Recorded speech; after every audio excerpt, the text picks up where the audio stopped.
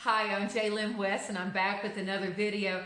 And this time I wanted to talk about going back and embracing our roots.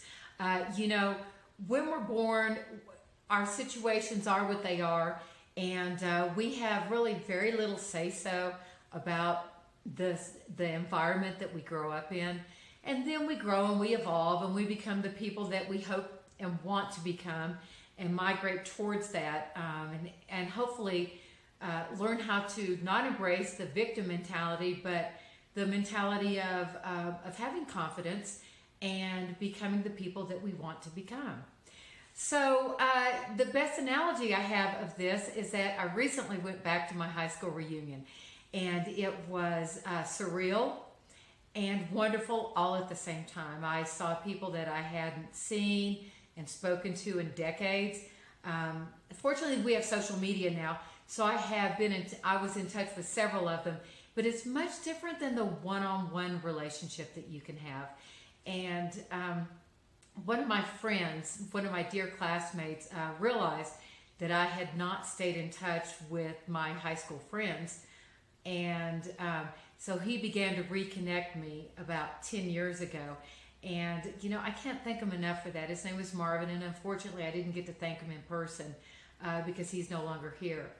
But he saw the need of me to reconnect. And my dad always encouraged me to go back and reconnect to my roots, which is Midland, Texas.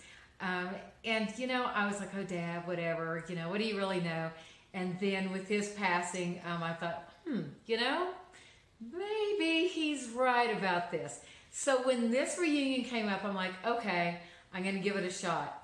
Because I was one of those people in high school, I'd love to say that I was the it girl, but I was not. I was just this little geek who was trying to figure out how to do the hair and makeup and how to wear the clothes right, and how to be confident, and just trying to handle puberty. So I wasn't really good at any of those things, which makes me laugh now. But it was okay because it was a journey, and it's helped make me who I am, and I like who I am now. And I think that we have to embrace who we were because it's helped us evolve to who we are now. And and I like that. It always pushed me, because I was never the it girl. It always pushed me to do more, to try new things, to go new places. So actually, when I went off to college, I never really went back. I mean, I came back and visited for a while, stayed for a few months here and there, but I moved to the Dallas area. That was the main place that I lived. But I loved the glamour of the city, and the lifestyle, and meeting all the people, and all the cool activities that go along with an urban lifestyle, although I was a suburb girl. So anyway, but and so some of us, we moved, and we had different careers that were not oil and gas related, because most of Midland is oil and gas related. And then there were those who stayed, and I would say, I thought that there would be like this big dividing line between those who stayed and those who didn't stay. And like, I could only really relate to those who didn't stay, but it wasn't that way at all. We just reconnected as people. And it was really, really nice to go back and talk to people who just knew me as Jaylynn, who remembered, that this is just who I am. And for example, my cousin Russ, we were best friends and inseparable growing up, and he was there with me.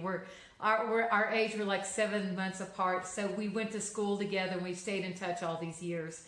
And to just reconnect with Russ and some of my other really, really close friends, it was refreshing, and it was time.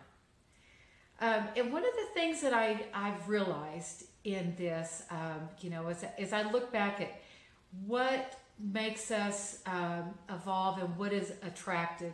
A lot of times we think it's because we have the right hair, we have the right looks, the biggest house, the nicest car, the greatest yacht, the best vacation, whatever, the coolest job. But I find that really what is the most attractive, what makes us attractive, is confidence. And confidence comes from being comfortable in our own skin, just accepting this is who we are. And I would look at, some of the kids who were the it kids in school, and they'd walk into the room and man, they just owned it. And I'm like, how did they do that? Well, you know what? They were comfortable in their own skin, and they knew that they could do this, that they could pull this off, and life was good. And it just took me longer to do that, and some people are still trying to figure it out. But if you're one of those people who's still trying to figure it out, stop looking at all those other things that all those other people are doing. Look at your own strengths, the things that you do well. Look at your own DNA structure and find the confidence in it, and realize that you are a unique creation and that you have your own talents that nobody else has. Nobody can substitute who you are. Nobody can become you. You are uniquely who you are. You are God's gift, and you embrace it and own it, and don't ever apologize for it.